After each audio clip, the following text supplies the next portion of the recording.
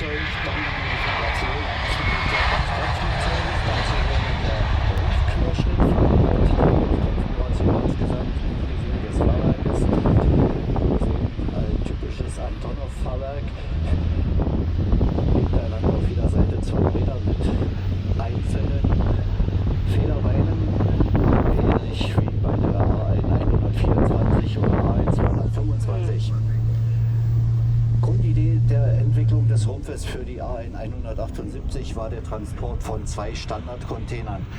Dementsprechend die Innenmaße des Laderaumes, die also eine Länge von 16 Metern haben, eine Höhe und Breite von jeweils 2,73 Meter, sodass problemlos 2 20-Fuß-Container im Flugzeug transportiert werden können, bis zu 18 Tonnen Nutzmasse. Und natürlich für die militärische Nutzung große Heckladeluke zum Absetzen von Lasten in der Luft. Bis zu 7,5 Tonnen Einzelmasse können in der Luft abgesetzt werden.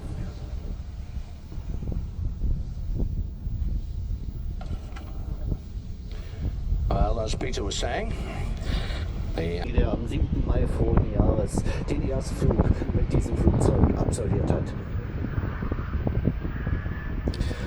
well, we said it was a brand new aircraft, we weren't kidding. Made its maiden flight on the 7th of May 2015. So seeing an aircraft that's only just over a year old here at ELA 2016.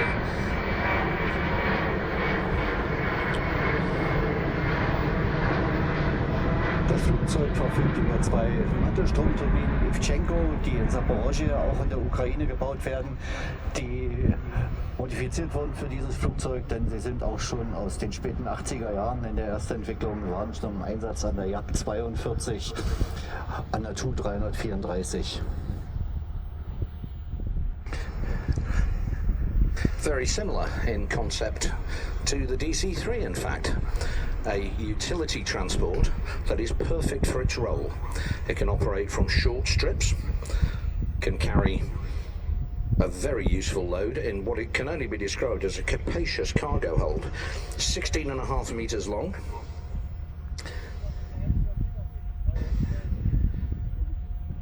.7 meters high and 2.7 meters wide, able to take all of the standard cargo containers. So what can only be described as a truly useful utility transport aircraft. Mit der A178 setzt das UKW Antonov seine Tradition in der Konstruktion und Fertigung von Transportflugzeugen fort.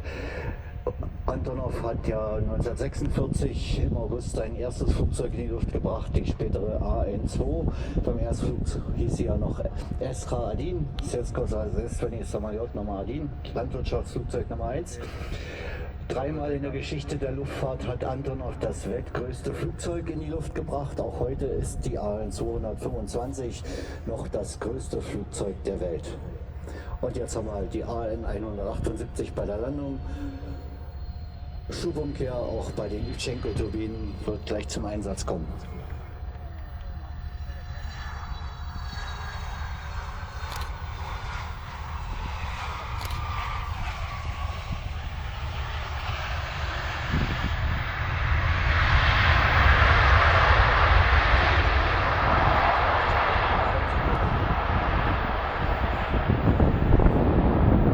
Antonov chose a pair of Ivchenko jet engines over turboprops that are commonly used on transport aircraft at this time, because it gives the aircraft much greater performance, greater fuel efficiency, and of course with reverse thrust, as you just saw, the ability to stop really rather quickly.